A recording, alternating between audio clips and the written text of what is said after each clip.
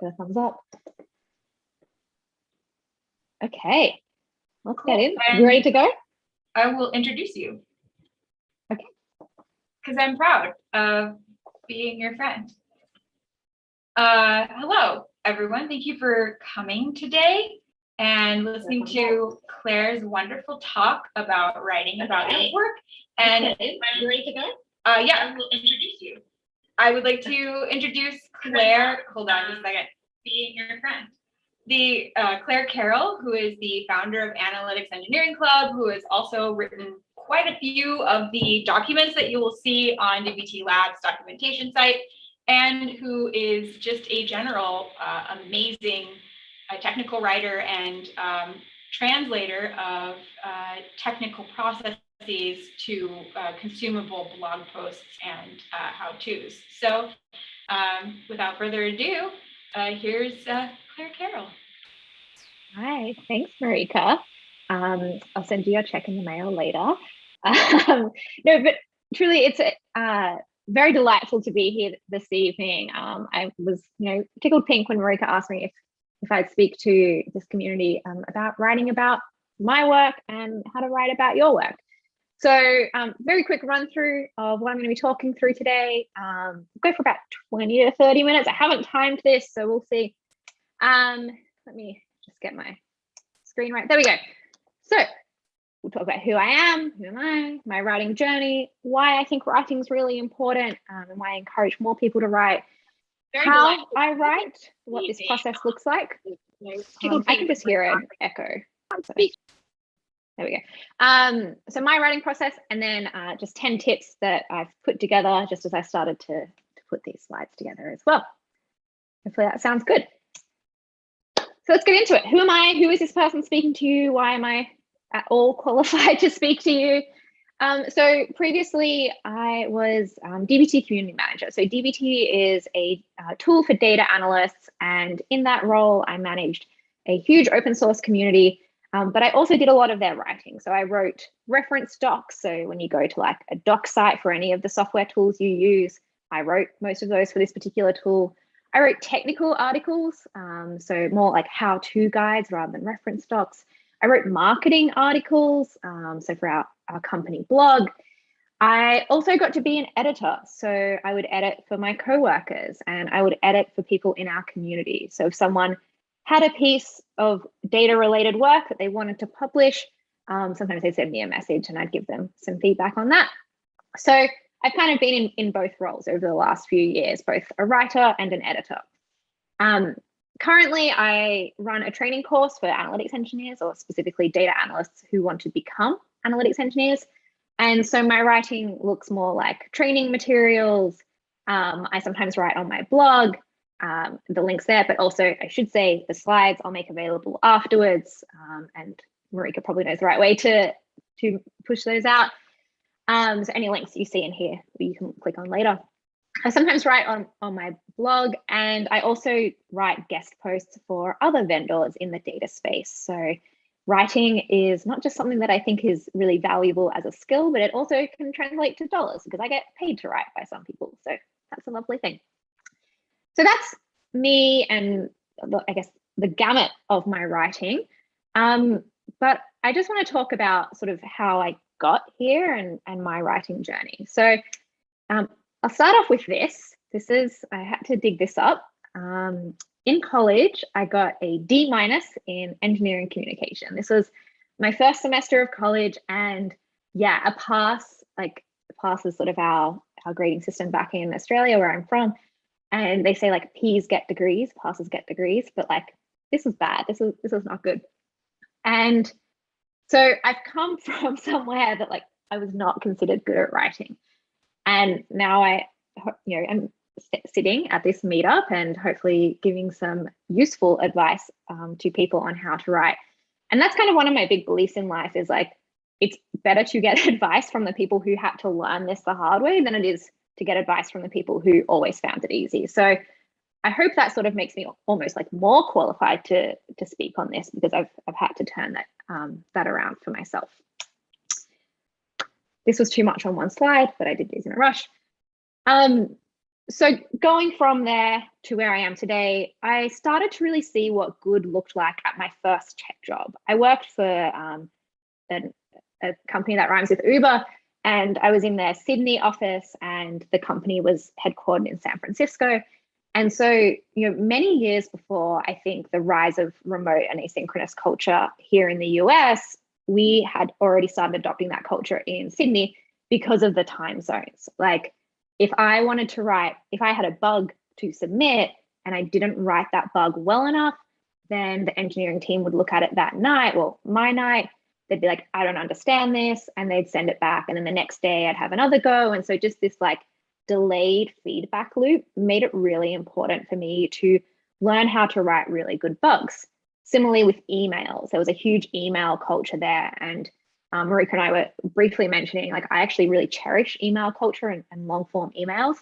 And so I learned a lot of stuff that I thought was specific to that company and novel, like TLDR, I thought was like their thing they'd invented. I quickly learned that it was a more generic acronym that I just hadn't learned yet. So yeah, I got exposed to good writing, and I think that's a really important part of the process. And then in my next role on a data team, I started writing internal documentation.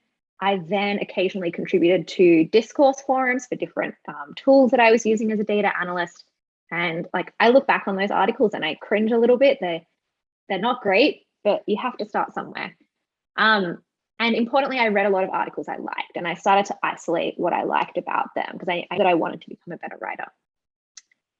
In that role as community manager, so my previous role to this, I also got to work with fantastic writers and great editors. So the CEO of the company was a fantastic writer, and I tried to absorb as much as possible from him. And the director of marketing had previously written she'd previously managed Think Growth, which is HubSpot's online publication. And so she was very experienced at editing, and was really, really great.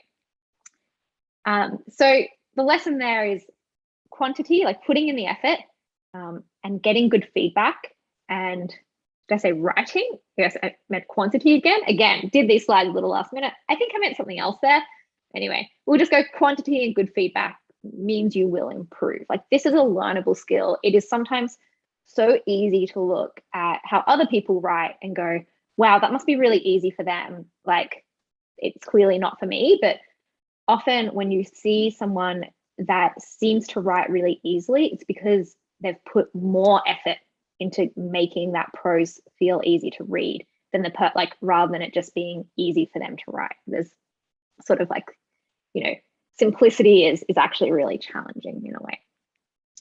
So you can get there, but why should you get there is the next thing I'll talk about. You're already writing. You're already writing emails. You're already writing Slack messages. You are probably maybe writing some pull request write-ups. You are writing commit messages. You're writing so many things when you're working in tech. And so, like, why not get better at something that is so intrinsic to your job? And this is a thing that, like, people put it on job CVs all the time, resumes, like they're a great communicator. Well, I want to see that. If you put on your CV that you're a great communicator, like, I need the evidence of it. And so writing can be a really great way to do that. I also believe writing is a really great way to learn. Sometimes it takes you like writing out your thoughts on a topic or what you learned from a project to actually like distill and isolate and maybe recognize where there's gaps in your own knowledge and go and fill those gaps. Just that whole process is a fantastic way to learn, to embed. It's the classic, like, the best way to learn is to teach sort of analogy, idiom, I should say. Writing helps build your personal brand, which is very valuable in tech. Not too much to say on that one. But also, like, finally, altruistically, writing can help contribute to your community. And this is the thing, like, a lot of my writing is really written for someone who's trying to do something they don't know how to do it yet. And last week I got a message from someone who just said, like, thank you so much for all the thought you put into this writing. I know you don't work at the company anymore, but you literally saved me hours in my job. And so I just wanted to send you a message to say thank you. So good writing can really help other people in your tech community as well. Okay, so onto my writing process. So sort of a rough 5-step process, and it's not always linear, but we'll get to that. So first of all, like, what should you write about? You need an idea. You need something that you want to write about. And some usual markers that I have an article brewing are things where I've explained the same thing a number of times, and I'm going, well, if I have to explain this over a Zoom call to someone, maybe I could just write it down and send them the link instead. So maybe this meeting will become an article afterwards. So we'll see on that one. So anything you've explained a number of times, a project that I've worked on and I learned something from and I want to share because I think it's valuable to other people, or also something I've read that I have a response to. Maybe like I was looking for the answer to something and I could not find it. And so, or I found like not as good an answer. And so I want to write my own version of that. So you got to have the idea. I tend to just have like a Notion doc and I just write like my ideas in there just as my backlog. The next phase is a brain dump phase. And in this phase, I'll write down everything that I know. It has half finished sentences or it has mistakes like the slide we saw earlier. And it's not a linear process. It's not like I'm writing from introduction to conclusion. It's like, I'm going to write this bit and then I'll write that bit and then I'll leave that and come up here and don't forget this thing and do that. And it's a very like, get it all on the page. Any word processing app, you could do this with a notebook. I prefer to use like just Google Docs or Notion for this because of that lack of linear process. I can move the paragraphs around really easily. But it's essentially like, what do I know on this topic? What do I want to say? Next, I'll do a structural refactor or in coding terminology or like a shaping sort of phase. And so this is where I move paragraphs around. I'll pull out particular subheadings, or maybe like if in the brain dump section, I just put headings in, I'll put in some extra bullet points. I'll remove some content. Sometimes I have more to say on a topic than I need to say, and I have to sort of think about, is this valuable for this particular article that I'm writing, and remove it. And importantly, I'll seek feedback at this stage. I'm going to talk about that in one of my tips that's coming up, but it might surprise you that this sort of draft phase is where I'm actually seeking feedback. Then I move into like a copywriting phase. So I'll go back, finish off my paragraphs. I'll self-copy edit. So I use too many exclamation marks and parentheticals. So sometimes, like if you do have someone that edits your work, they tend to notice patterns, and you should learn what those patterns are as well. I still use exclamation marks and parentheticals, but I usually do a Command F for the number of exclamation marks in my article and try and cut it in half, just like try and balance it out a little bit. And the classic, try to use fewer words. Sentences with fewer words that say the same thing are way more impactful than taking the circuitous route to get there. And finally, I'll ask for a review. So I'm very lucky that I have people in my network who are willing to read my work and give me some sort of final feedback on it as well. Maybe a proofread. I've actually at one point didn't have someone to send an article to, and I ended up putting it up on Upwork just to get a proofread, and they found a few mistakes. So that was just a good little peace of mind. Okay, so my tips to writing. I did 10 of them. We'll see how they go. So first of all, if you want to write, commit to an event as a deadline, or maybe an external post.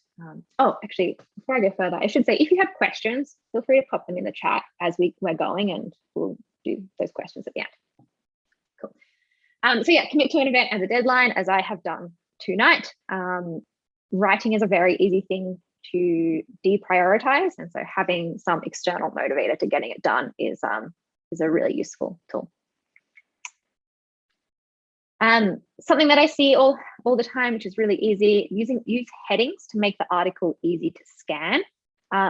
We live in an age where like people don't want to actually read in depth. Like we're not trying to write novels, we're trying to write technical articles. where people can quickly scan it and see if it's relevant to them. And so if they can basically go through your article and just read the headings and understand the gist of your article, then they might go, you know what, this article is not for me. Or they might go, this article is perfect for me, and they'll want to read more deeply.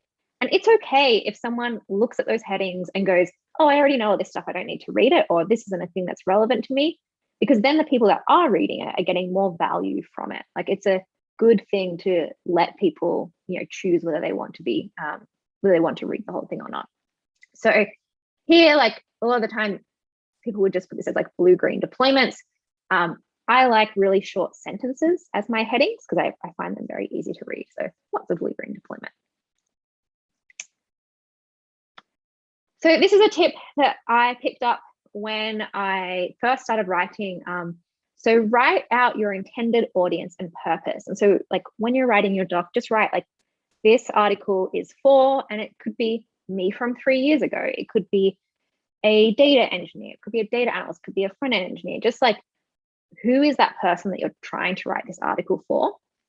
And why, like, what do you want to teach them? Like, why are you writing this article? This one really helps with this thing called the curse of knowledge, which is, it's really hard to remember how much you know. And so sometimes, like, I was in a meeting earlier today and someone was going, okay, and then we're going to get an operational analytics tool. And like, they kept talking and I had to go like, wait a second, does everyone in this call know what that means? Or like, are we talking about the same thing? And so just writing these things out can really help you make sure that you're speaking to that audience and speaking to that purpose throughout your entire article. The worst case I've seen in this was a book that I read where in one chapter they explained what a commit was, and then in the next chapter they talked about DevOps like we all knew what it was. And like, I'm fine, I know what both of those things are, that's fine, but the inconsistency like really frustrated me, because you're not going to have someone who doesn't know what a commit is that does know what DevOps is. So just things like that. Okay, tip 4, find a narrative. Human beings love stories. Like, we are storytellers. That is the thing that makes us humans. And this can come in a number of different formats. And I think people tend to not do this when they're doing technical writing because they think it has to be really instructional, which is fine for reference docs, but for a standalone article, find a narrative. This could be starting an article with a personal anecdote. I do this all the time. It could be constructing an illustrative example. So there's one here in this article that I've screen capped where they've basically like created a simplified example to speak through the article at different parts. It's definitely relating your work back to business impact. Like, I don't really, okay, I shouldn't say it this way. It's less interesting to me that you automated something. It's more interesting to me that you saved your coworkers hours of time by automating a thing that they were doing every day. So what is the thing that you're actually doing for human beings, not just what is the code that you're writing and how did you write it? Include evidence in your writing. I've done this a little bit throughout the presentation, but I tend to do this more in my writing. So again, those examples, those code snippets, screenshots of like, someone saying, help, my dashboard is broken on Slack, even if it's like totally fabricated. We as human beings love these things. And don't let the truth get in the way of a good story. In these slides, I talk through my writing process as though they're 5 stages. They don't often take these 5 stages. They're a big mishmash of going through different sections. But yeah, or if something was way more complicated than you thought it was going to be, and it doesn't add value to the article to talk about why it was complicated, just skip over and pretend it was totally fine. Like, yeah, you don't have to go tell the truth always, as long as you're mostly being truthful. Tip 5, be yourself. Find your voice. That's like in quotation marks because it's kind of a trite thing to say, but you do have a voice, you do have a writing style. It will evolve over time. I look back at things I wrote a few years ago and I'm like, really, like, who was I trying to be in those articles? And I'll probably do that in a few years as well. Don't be afraid to use first person. Like, that means unlearning a lot of the way that you learn to write in school. Like, I really struggle to read things in third person. They just feel very dry. It is okay to say, I built this, instead of saying this thing was built by the team at da da da. Like, you can use I and we and you. And have an opinion. Even if it's a technical article, you can still have an opinion. I had a screen capture before about an article on blue-green deploys. And at the end, I was like, is this valuable? Is this good? I don't know. Here's why. Having an opinion is super valuable. Okay, I mentioned this before about the stage where I get feedback. And this is a thing that I think surprises people a lot, especially because I am often a perfectionist, and so people don't think that I want to share my work this early. But as an editor, it is so hard to give someone feedback on an article that they have already finished. And I have agonized over this. Like, I had someone who wanted to write an article for the blog that we ran. They sent the full thing in. It was clear they'd spent maybe like 20 hours on this content, and it was just not the right fit. Like, it didn't have that narrative. It didn't have like the business impact. It was like a big dump of everything this person knew about the topic. And this was someone who I had a working relationship with, and I had to say, like, I'm sorry, we can't publish this. But if they'd come to me earlier with like, here's the bullet points, the things that I want to talk about, I could have had a conversation with them where I said, if we reorient this way, I think we can make it work. But right now, I don't think it's really in the right format. Like, it's just way easier to have that conversation earlier. So if you do have someone to get feedback from, ask for it earlier. And clarify what kind of feedback you're looking for. So this is an article that I'm writing for a vendor right now. And this is like taken straight from my Notion. And I've said, like, this is a brain dump. Like, I am a better writer, like, caveat, I'm a better writer than this. It's just a brain dump. I'm looking for things like, does this resonate? Does it feel relevant? Does the solution resonate? Where do you want this to live? What's your content strategy? What parts of this do you think are most impactful? And what follows is like bullet points after bullet points with different subheadings. And I'm waiting for feedback from this person. But they said, this is great. Like, we can take this in so many different directions, and we know that you aren't tied to one approach. And once we get that feedback, taking it from this shape stage to the like copywriting stage will feel very natural. And we'll make sure that we have an article that we think is really valuable at the end. Leave the title, introduction, and conclusion until last. These are really, really hard to write. Don't let them be a blocker. Like, don't think I've got to get this title right and then I can start my article. Like, I did it here. This is a silly article, a silly title, but I might change it later. But it's a title, and so as long as there's something there, keep writing. Tip 8: read to become a better writer. In the chat now, share some of your favorite tech newsletters, and then when you're reading them, think through, what do you like about them? And also, like, implement a system for bookmarking articles and coming back to them. I use Pocket.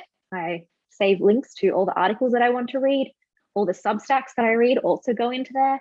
And then most Sunday mornings, I grab my iPad, I sit on the front porch if it's warm enough, and I read through them. And I'm pretty like, what's the word I'm looking for? Like, I'll start reading an article. If I don't like it within a couple of minutes, I'll let it go, because I have a huge backlog of things to read. So yeah, definitely like read if you want to become a better writer, and try and analyze why you like the pieces that you like, or why you don't like the pieces you don't like. That's also valuable. Tip 9, strike while the iron is hot. If you feel like writing, then write.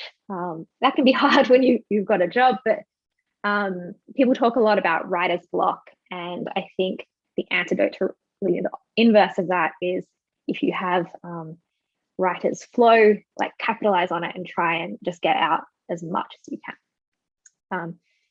Tip 10 is just kind of a silly one. Use the rule of 3, because 10 was far too many, but I didn't want 9.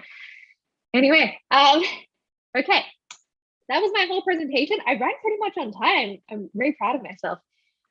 Again, I can just quickly hit share on these links, but these are some things that I have found useful.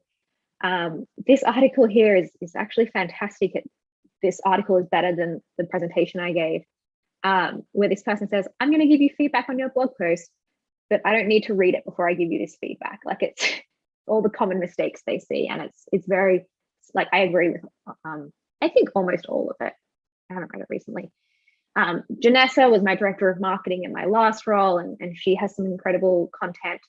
I've written a bit about how to write. I've read about how to write. And I'm going to flesh out this list as well, but this is a technical newsletter written by my friend, and it's just a really great example of taking really challenging content and making it easily consumable by everyone that works in tech. And that is it. I'm going to open up the chat. Yay! Okay. Cool. I'm gonna let people unmute themselves. Thank you for this. Was beautiful, wonderful presentation. Even though you said you just did it today, but it was fantastic. Thank you. I have given a similar talk before, but not with slides, so hey, a bit of a head start. But, now you just put those in your pocket. Yeah. The first question is from Cam, and they said, "What sort of length would you use this process for?" What sort of length? Gosh, I think I use it almost all the time. The process takes a different amount of time depending on how long the article is. Like, I wrote this article about how to do marketing attribution, which is a really hard data problem. And that took 4 weeks, like not of full-time work, but this is a thing that I was actively working on at work, and it took 4 weeks to move through that whole process. But even when I'm writing a quick technical article, I'll still do that very quick, like, brain dump of everything, reshape it, and then in one afternoon, I'll just write the whole thing out. And then every so often I manage to just write without I can write from start to finish. That's usually something that I've been letting brew, letting percolate in the back of my brain for a long time. Awesome. Akansh? Yeah, okay. Asked, what's a good way to identify the projects that will make a good article? Yeah. I think the projects that you learned a lot from, or the projects that you think are a common problem. I actually kind of hate when someone at Google or Facebook writes an article about or Pinterest, how they use Kafka to stream all their data, because that's not relevant to most people. You got to think about what's the size of the audience for this, and that's where writing out who the audience is, and it might be they work at a mid-sized company, can help, and they have this particular problem, can help identify, is this relevant to people? But also, if you're just looking to become a better writer, just write it anyway. The worst thing that will happen is that it lives on your blog and no one sees it, but you learned something, and so it's not the worst thing anyway. But yeah, I think things that I've been asked a lot, problems that feel very shared, those are the ones that tend to make for really good articles. But then again, I've written my favorite article I ever wrote didn't do anything. It just sat there, and if people were nice article, that's great. And then other articles that I've written, one of my technical articles has 50,000 views, and I'm that's too many. But it has that many. So yeah, sometimes I don't even know, and I've been writing for years. And if I can interject, the other thing is one of the top things I read regularly is Vicky Boykis did just a 2-line here's how I start Python for Jupyter. Totally. And it's just a guide that I have to do this regularly, and if I don't do it for a long time, I forget. So I'll just Google that thing again to look at it. So if you've had a problem doing that thing and you figured out how to do the thing, somebody else probably had that problem, and they will use your writing as a guide. Yeah, I still really need to write up the what is the difference between all these different ways of doing virtual environments, because that's an article that I swear I've tried to find the answer to so many times. And when I read other people's answers, they're way too technical for where I was at a year ago. Like now I could probably read them, but a year ago, 2 years ago, I couldn't. So things like that, like where you've also searched for the answer and the answer, you weren't happy with it. That's a great way, because you're like, well, other people must have this question and other people must think that this article is ridiculous. So I'm going to write a better version of it. Yeah, oh, definitely. I think it's also like all of those virtual environment articles are like, they go from 0 to 60 in like 2 paragraphs. Totally. It's just like, how do you start a virtual environment if you've never done it before? If you've never thought, what the heck, what problem am I solving? Yeah. So, does anybody have any more questions?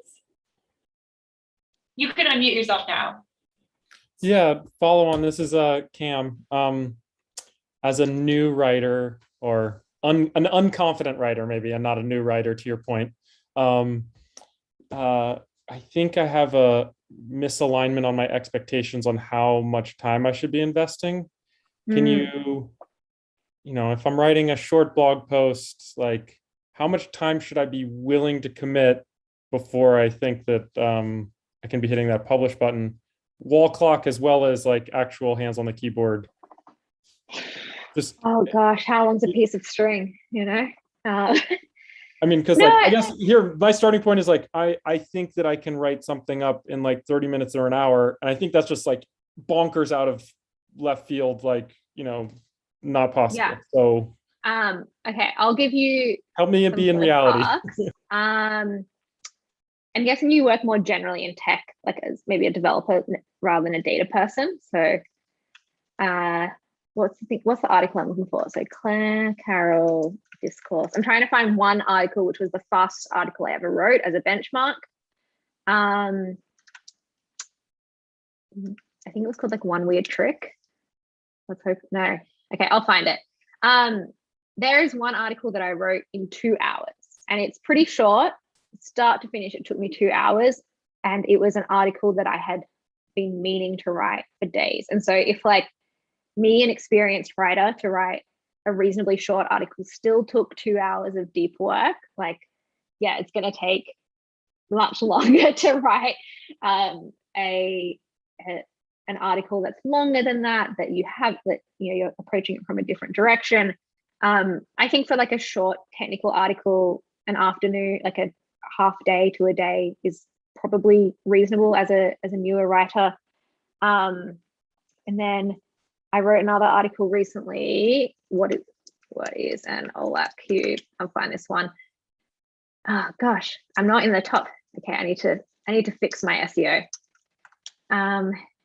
What's an OLAP cube? So this one probably took me, hands on keyboards, 16 hours worth of work, and it takes 6 minutes to read, according to like WordPress.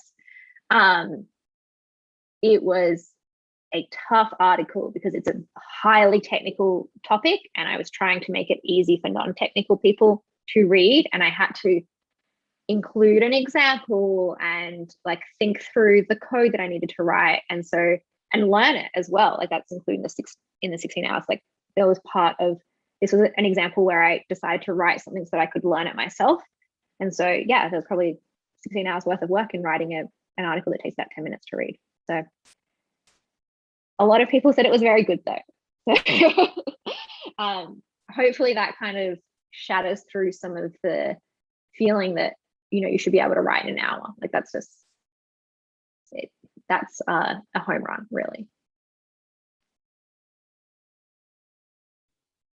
Are there any other questions? I was just going to add, isn't there some famous quote, I forget if it's from Lincoln or somebody, anyway, saying that if you want something long, I can write it quickly. If you want something short, it'll take a lot longer. Right? Do you remember who said that? So. I don't know that quote. It was more eloquently too. I thought it was either Adams or Jefferson when they're exchanged with each other. I don't know, but everybody quotes them or Samuel Clemens, right? So Mark Twain, when in doubt, quote Mark Twain. It was said much more articulately than what I just said. I thought that was very articulate. I've just found a link to the 2-hour article that I wrote. And this was in my old job. And I did do a quick video demo in that one. But that was one that I'd been meaning to write for months at that point. And so that was the home run, because you think about these things subconsciously.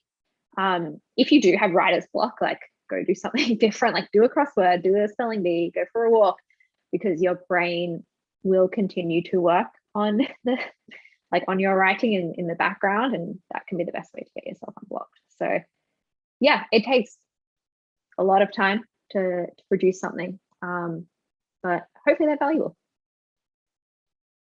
Oh wow, that's okay. Cool. Awesome. Just reacting to the chat. Any other, while you've got the expert here, any other questions? The expert. The with a like proper noun. Expert. The expert. Number one expert. The or the? I say the if this next word is a vowel. Maybe that's it. Yeah. Okay. It's because I'm from 1915. Is any other questions? All right. And I don't want to dominate the Q&A, but I will ask another question, which is I think somebody else was asking a little bit as well. If you don't feel like you have good sources of feedback, I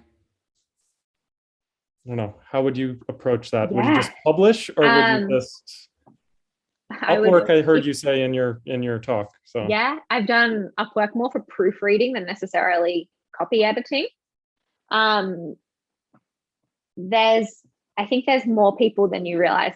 Like there's always going to be someone that writes, that is willing to read an article, and that might be in the Code for Philly Slack. I think I have an account, but I'm not super active in there because I have a lot of Slack. But Marika's a great writer, and maybe we'll read through things. I'll just put more work on your desk, Marika. So there's communities like that. There's also so writing is like a very in-demand skill for vendors that do content marketing. And so if you are interested in writing and there is a vendor in your space who has good content, email them and say, like, I'm interested in writing an article that talks about, like, in my example, it would be someone saying, hey, we did this really cool thing with DBT. We want to write about it on the blog. And even if we don't end up publishing on the blog, like, it's in my interest to, well, it was when I worked at that company, it was in my interest to make sure that article was good. And so, yeah, I give them free feedback. So good writing is valuable. Like, think who would find this writing valuable, and often it's the VC-backed vendors. At first, the exchange might be, can I get some editing help? And then later the exchange can be like, I'd like $500 for this article, please. Like, these things can happen. But yeah, think about those things. Your coworkers on your team, especially if you're trying to write something that's has a broader reach than just like other front-end devs, back-end devs, whatever it is. The marketing people on your team can be really great. They can also sometimes take it to marketing-y though, so like be cautious of that. But I think just so many people recognize that getting better at writing is such a good skill that there will be people that are willing to help within your network, as long as you're willing to put up your hand and ask for help. Yeah, I hope that's generally true. Would be a great place to put in something. Hey, can I have some feedback on this? We're around. Totally. And Cam, I'm not sure what part of tech you're from, but I know, like, in the data space, we have a ton of different data Slacks as well. Like, we have Locally Optimistic and we have the DBT Slack. And there's a lot of like meta conversation about those kinds of things, like less like, how do I write the code to do this, but how do I write the article to teach someone to do the code? So yeah, seeking out those Slack communities can be really valuable as well. Awesome. Are there any other questions? Otherwise, will everybody have a great evening. Nope. Sweet. Thank you so much, Claire. This is